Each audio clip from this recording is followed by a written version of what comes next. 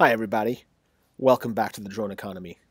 Today, we're going to look at Motional and Via launching a robotaxi car service test, presidential drone light shows, a Skydio overview. Going to look at Tesla supercomputer plans, as well as drone delivery services on the rise. So, hey,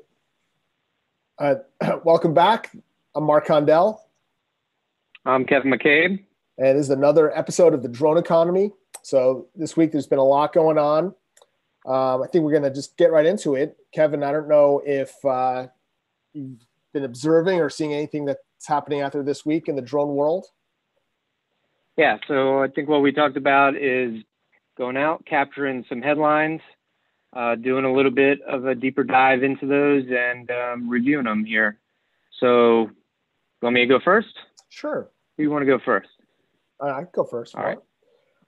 So I guess the first thing I saw is, robotaxis has been all over the news this week. I saw that the Motional and Via, Via is at least in New York, it's a car service here. It's in a couple of cities. It's not like universal, but they're sort of a group ride car service, and they've teamed up with Motional. Emotional and them are doing a shared robotaxi service that they're aiming to launch in the first half of 2021. The partnership with Motional, the plan is to make autonomous shared rides affordable and efficient as an alternative to private vehicles. And what they're trying to do is really have the learnings from this partnership so that they actually their key thing is to integrate with mass transit networks, and they're trying to see how emotional system will let them see how traffic is moving, and they could integrate autonomous into a general population. So Motional builds the autonomous software. Right. I know what Via is. Yeah, so they build the autonomous software. And they're using the Via rides. We're just going to go on the rides and start building out the traffic patterns. And even outside of the rides, they're going to use their system to monitor traffic and really build up the knowledge that Via can start to offer autonomous robotaxis. And it's just another step forward. So it always felt like the edge that Via had over other ride hailing apps was that theirs seemed more efficient and built specifically on ride sharing. That's right. So they're still in a sort of considered mass transit in a way. So they're building on ride sharing. But autonomous can stop with multiple people still, even if it's ride sharing, still could have a taxi stopping if two people hail the Via car, they will stop not just one person, but they'll have multiple people in it. Of course, over time, not during these COVID days, but that's the ultimate goal, is to have multiple people in the taxi, but no driver, just autonomous. Yeah. And I think, as you and I know, with autonomous taxis, the cost is so low. Like almost 3 cents a mile. So it's just such a low price that most people will not have if autonomous taxis really roll out, most people won't have a car. They won't legitimize owning a car versus the cost of just getting a pretty much almost free taxi. And because there's no driver for Via and these companies, Tesla, Via, Uber, Google, the cost, the margin is so high that they're going to make astronomical sums of money, even at astronomically low costs per ride. So it's a win for everybody. And that's one of the reasons they're rushing to do it.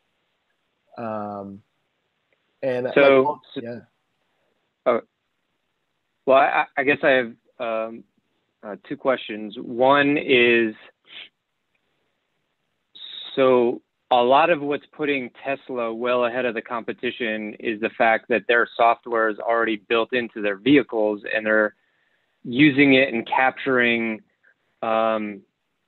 user data. right? Which is allowing them to improve upon their software and make it even better. Correct. Do Via cars, are they planning to add motion software into the cars? Are they going to have to use specific cars? That's a good question. I'm not exactly sure. I know the way that Google has been doing it and Uber is that it is added into the test cars, but that sample is so much smaller. The only positive is that it's being monitored and it's being used with the local government so they can see how it is. They have stronger confidence. Tesla's is being used everywhere, but the drivers are only letting the car go autonomous on a much, much smaller frequency. So it's a question of Tesla's collecting a lot of data, but how much of it is autonomous data versus theoretical autonomous? You know, they're so saying, maybe Motion in partnership with Via can attach, I don't know, telematics hardware to the cars to collect data either way, even without that's right. the autonomy. That's right. So they're all trying to get to that point, and they're all doing it in different ways. I think most of them use LiDAR, you know, which is a system that it's sort of like a signal, a wave that goes out there, versus Tesla that is not using LiDAR at all. They're just using cameras. Right. So it's a race to see who gets the market. I always say that there's only one or two companies that get the whole pie. And there's a number of companies competing, so we'll see what happens. But this is interesting that Via is doing it. It's the first I heard about them trying to join this. Don't know if their testing is wide enough, but they have permission to do it, which is pretty good. So yeah, we'll see. I'm sure it's tough times for Via right now, but that sounds promising. Yes, absolutely. All right, so my first one actually has two connections to that. Number one, I think, is getting to the whole pie first, which I think this company is poised to do. And then the second point is about really the autonomous software. And I just was blown away by what I saw in researching this particular article. All right, so this is about the company Skydio and their recent Series C, investment, venture capital investment. They're a company that started in 2014. They were building,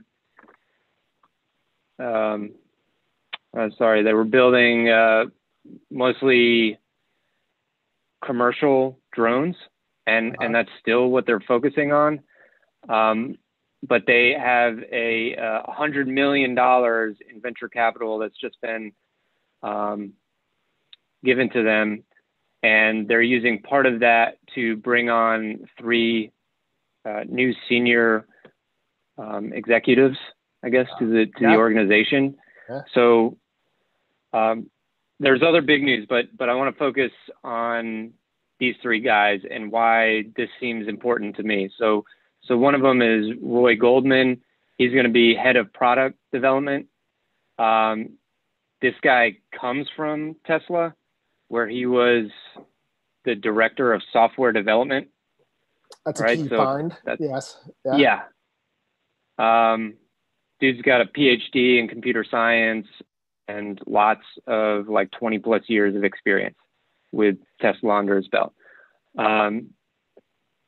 Second guy is Ryan Redding, who's going to be head of software engineering applications.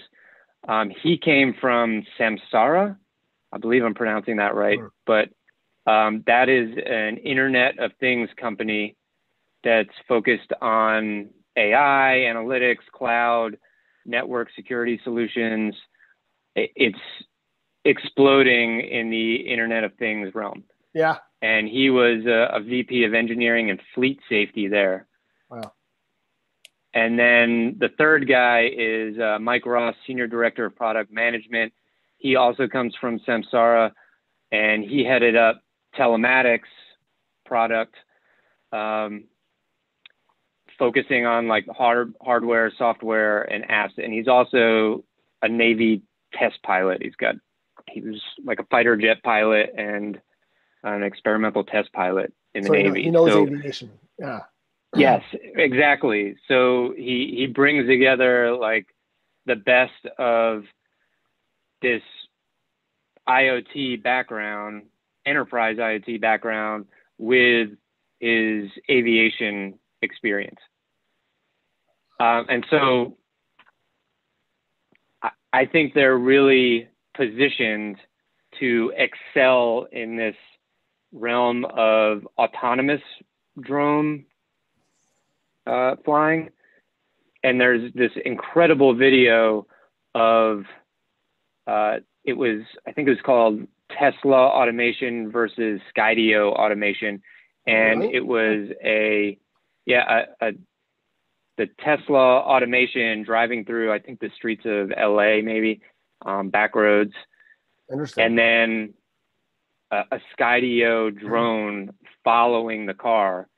And I was just blown away by the drone's ability to avoid wires, avoid trees. It gets a little bit behind sometimes from the Tesla, and then it immediately catches up. Yeah, that's amazing. That's what I was saying last week with the bikers with Skydio following them. Their technology for that, the tracking is amazing, and the sensory around it, amazing. Right. And it was able to go at those speeds though, that Tesla speeds. And so, and actually it was a good view of Tesla's self-driving ability as well. There were some close calls, I'll say that. But I guess the end result is that I see Skydio very much like Tesla, and that they're building the hardware, but also focusing on the autonomous software. That's going to be able to, drive autonomously.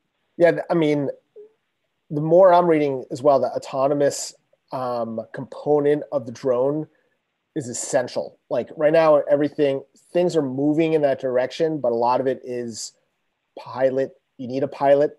You need someone who's authorized and trained to ride it. That's right. Yeah. But for the most part, line of sight.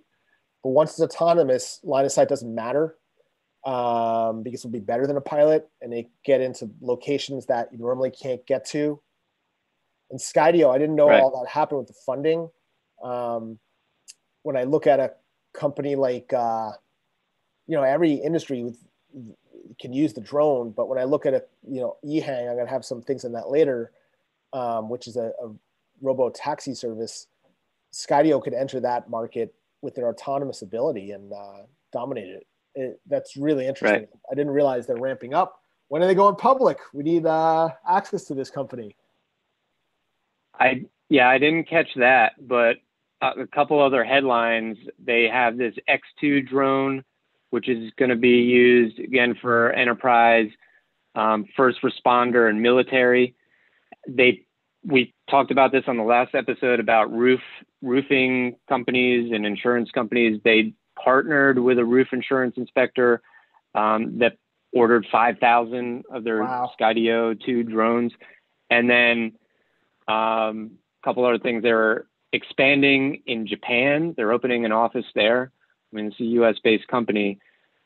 And then the FAA and the North Carolina Department of Transportation granted them a statewide 1-year beyond visual line of sight waiver under Part 107 to inspect bridge infrastructure.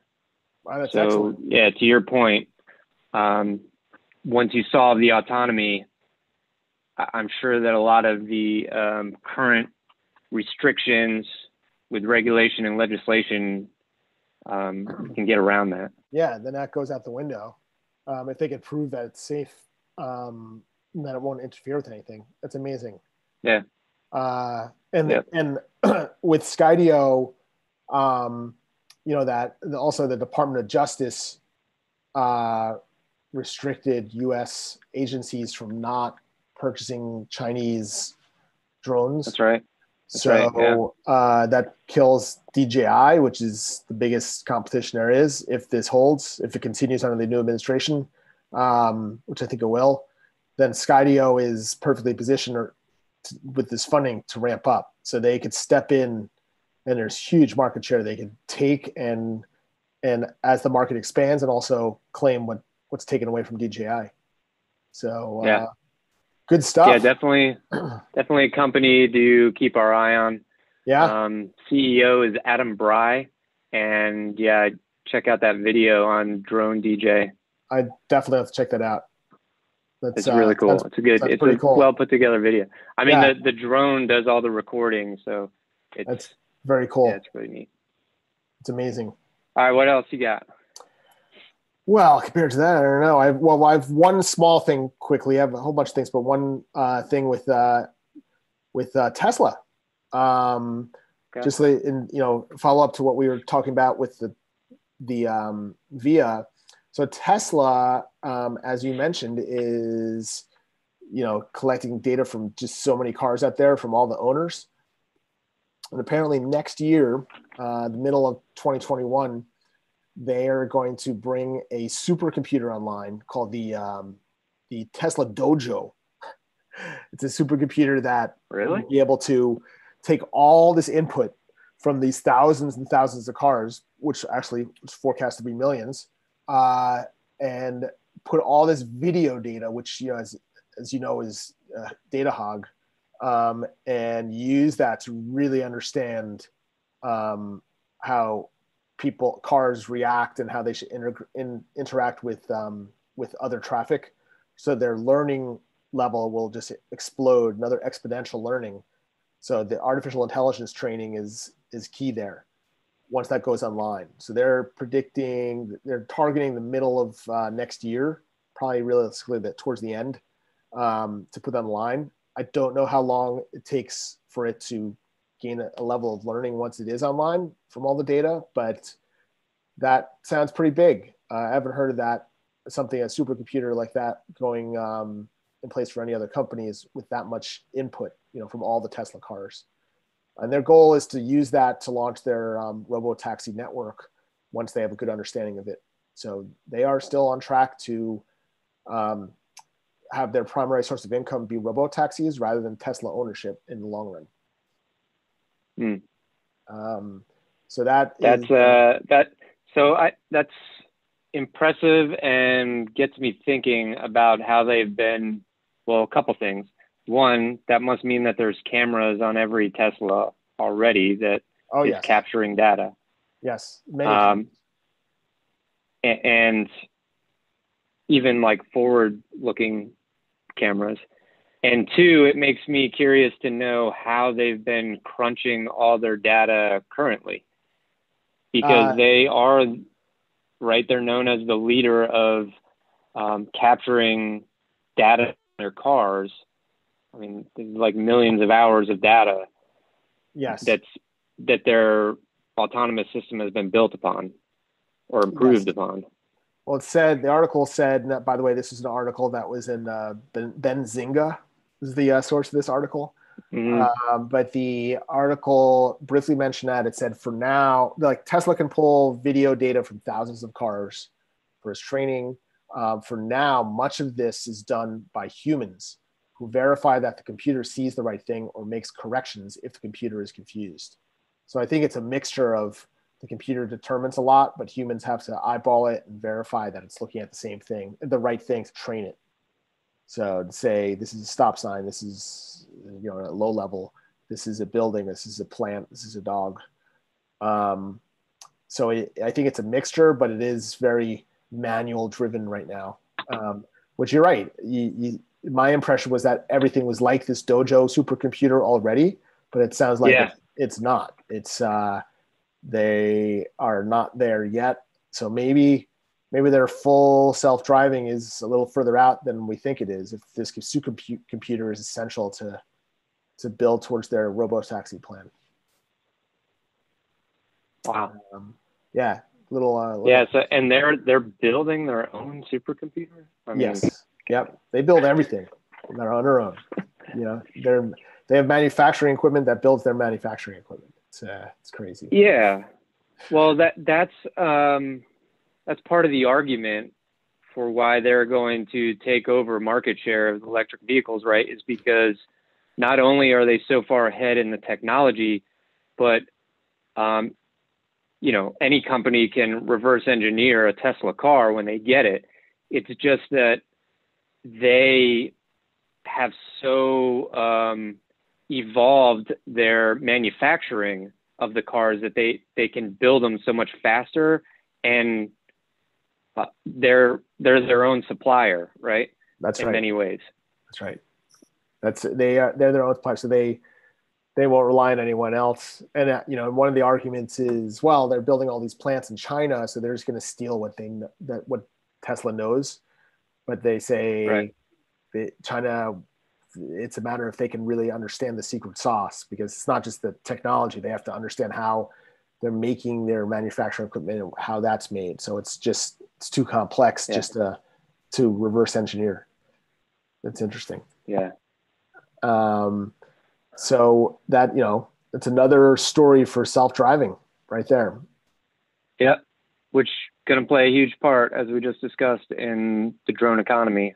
That's right. And they kind of go hand in hand. Yeah. All right. Well, all right. Speaking of China, here's my next one. My next one is about drone light shows. Nice. And this idea of connected flight operations, right? So I feel like if anyone's watching this, that's probably something on their mind, because I think a lot of people in this country probably saw a drone show for the first time this past weekend with the Biden victory speech and that whole show there.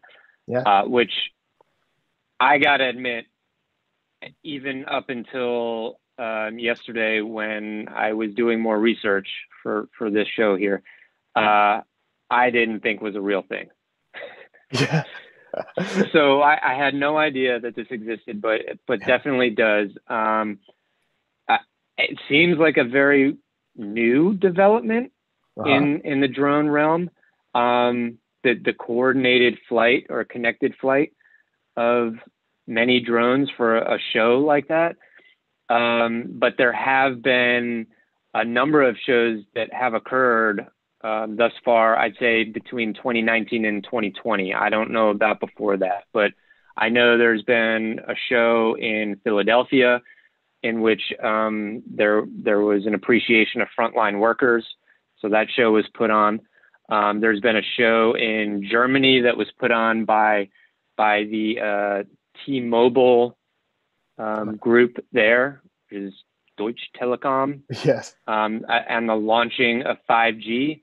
And then there was like a test run in Milwaukee recently, and also a show put on in Ontario. So these things are becoming more prevalent. Number of companies are jumping into the realm. I see Jerry Appold of JALD. He designed the one in Germany. High Great, Geoscan, SkyMagic, SPH Engineering, Colmott Entertainment, Drone Light Show Company, etc. So a lot of companies are already seeing opportunity here. Yeah.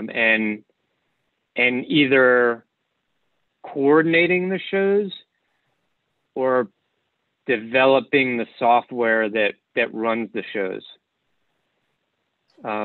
So like the way this works is, I know you've seen it, but put out 100 or 1,000 drones in an open field, link them to a software system and antennas that you put up in the field to basically move in a coordinated fashion. There's LED lights attached to all of the drones, and the LED lights shine in different colors, and create an aerial show that is really just fascinating.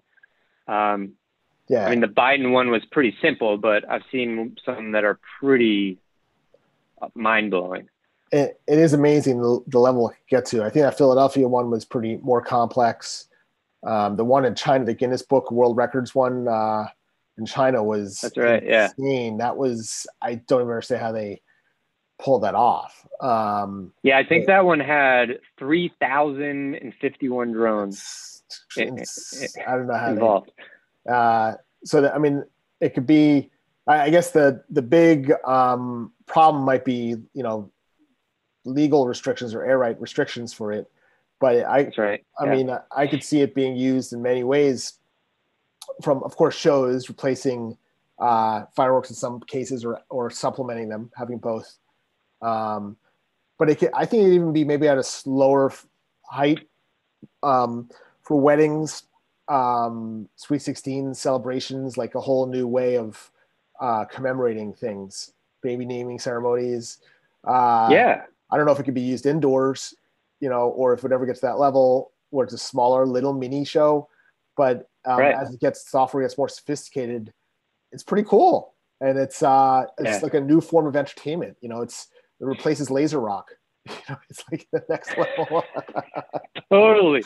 There's definitely going to be a Pink Floyd drone show. That's right. In the very near future. Trust us on that. That'll be the new no, but you're right. Everyone watches it from that's a good point because most of these drone shows are put on with drones that are your normal, I don't know, foot wide or 2 foot wide drone, right? That's right. But you know, the mini drones that fit in the palm of your hand, you attach some lights to them. I mean, that could be, you buy 50 of those things and it's like the next fidget spinner or something. That's right. They could, it's the next click. It's the modern Legos. They click them together. Yeah, totally. But you're right. So I listed out some complications and then some opportunities that I thought of. So complications, number one, is just putting on something like this, at least the ones that have been put on thus far, are going to require just like a ton of permits. They're going to require FAA approval because you're up in potentially commercial airspace. That's right. There's going to be waivers to fly at night because you're not going to have a light show during the daytime. And then you have to have some sort of permit to fly multiple drones at once. That's right. Which is not allowed currently, I guess. Really? I didn't know that. Not multiple drones. Someone can correct us if we're wrong. No, you're probably right, but I never thought about that. But it is multiple drones you're flying technically, so that's you're flying dozens or hundreds or thousands of drones from a single source. You don't want to fall on people's heads and crashing. That brings up the other point of insurance. I'm sure that's got to be involved in some way. But I imagine I'm sure there's a lot you have to go through, and those rules will be cleared over time. But I imagine the restrictions are less than you would have to get for a fireworks show. I mean, it seems like the same potential liability. Yeah. In a lot of ways. I would say as long as you're not like flying this drone show or a city center, like throughout the city. Yes. And you keep it to one area, just like a fireworks show is kept to one area. Yeah, it's probably pretty similar. Probably similar. But it's definitely going to take off, no pun intended, totally. Nice one. So some opportunities, like I think that this has already happened, but Disney theme parks or other theme parks, big events like Olympics, Super Bowl, obviously July 4th, we talked about fireworks, concerts. BTS has done some stuff with drone light shows. Lead it to BTS to be on the cutting edge of things. That's right. But yeah, really, really fascinating to me, and definitely an area of potential growth, drone economy growth in the very near future. Very cool. I'm sure we're going to see more throughout the rest of the year in different ones as they try to outdo each other. And then maybe, maybe we'll come back in a future episode and focus on the leading companies and in terms of the entertainment end of it and also the software end of it. If I don't think this, maybe some are one and the same, but it should be interesting to see what they're doing. It's like described as a creative design software, almost like pixel art. That's right. So yeah, totally. We will definitely come back to this topic. Cool. Future. All right. Well, I have another one for you. All right. Not as exciting as yours, but still pretty good. There's a Zing drone delivery. I don't know if you're aware of them. They're growing, sort of like hotshot company that's big in drone delivery services. Okay. And there is a program called the Beyond program that is in place right now that is encouraging testing of drone delivery services beyond the visual line of sight, or BVLOS is a term. I don't know how to say that acronym if there's an easy way, but there's that program. They've just entered that program testing out. And Zing has done a lot of testing with medical in the past, but now they're testing out actual delivery in general in the Kansas Department of Transportation. They partner with them, and also Zing is going to be testing out NASA's unmanned traffic management system at the same time for Zing's end-to-end drone delivery platform. So they're doing a couple of things together. It's pretty interesting. I think they're using a DJI drone that they're testing out. And again, this is part of the Part 107, which you mentioned earlier, that allows for drone beyond line of sight in certain cases, and this is one of them. So there's a lot of tests going on with beyond line of sight. I'm interested to see where Zing goes and also explore what their vision is overall. So I've seen their name come up for a couple of times for medical tests, but this is the first I've seen of actual, consumer in a sense, just transportation and delivery. And once things are autonomous, I don't think this is autonomous.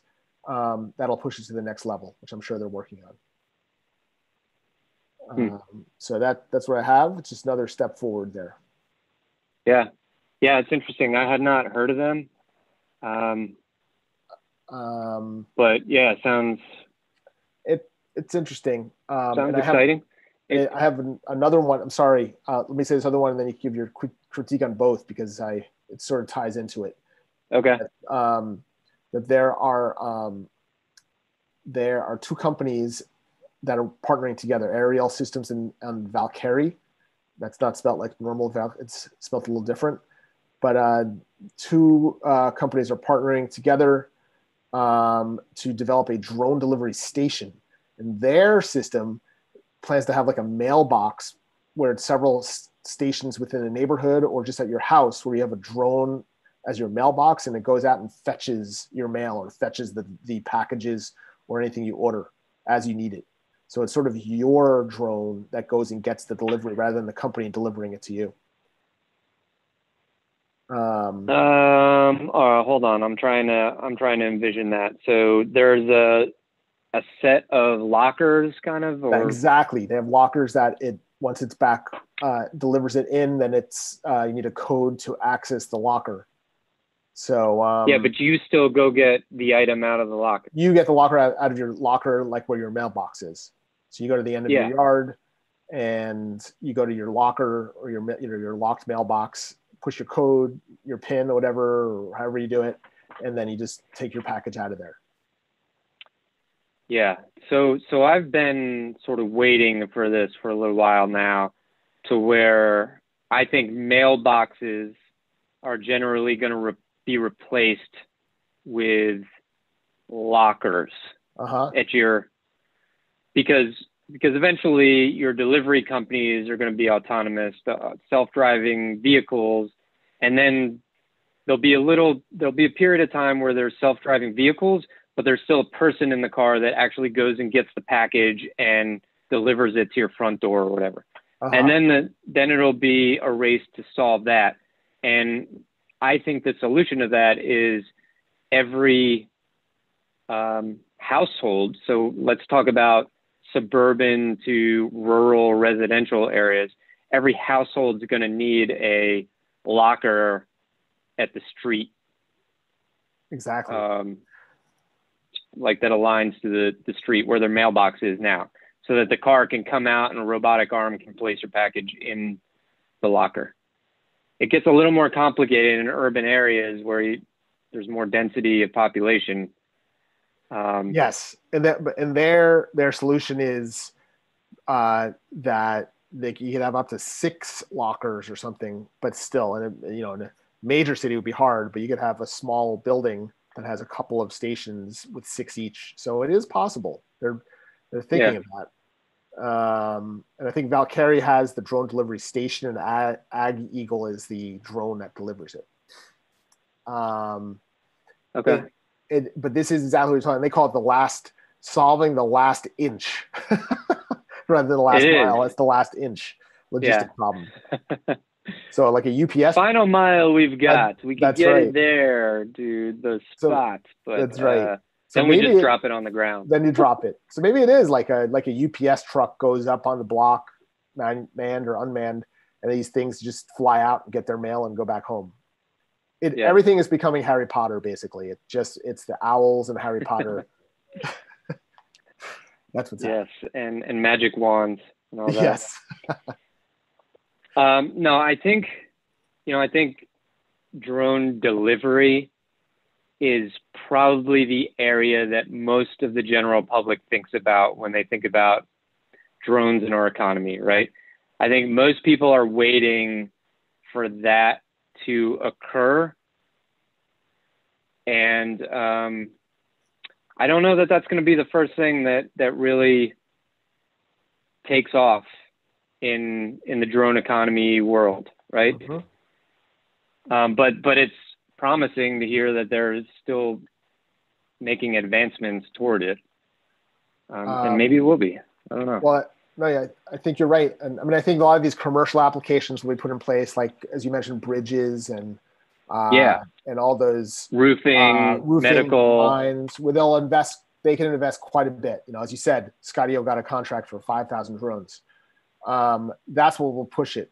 Right. And there's a saying: look for the technology that will take off in the future are the ones where the rich can afford to do it now. It exists, but the rich can afford to use it now, but everyone else can't. Those are the technologies that everyone else will be using in 10 or 20 years. In 10 years, yeah. And that's what this case exactly. is, right? So it's like a smartphone was back in the early 2000s or 2010 or whatever it was. Exactly. I remember seeing one for the first time and just like, oh my God, that's amazing. That's what I always envisioned, but I can't afford that. That's right. That's right. Cool. So cool things. That. So that's my delivery update of the week. Okay. I have one more, but we've been going for a while now. Should I save it for the next one? If you want to, unless you feel it's pressing. Otherwise, we can just save it for next time. Yeah, I think I'll just save it.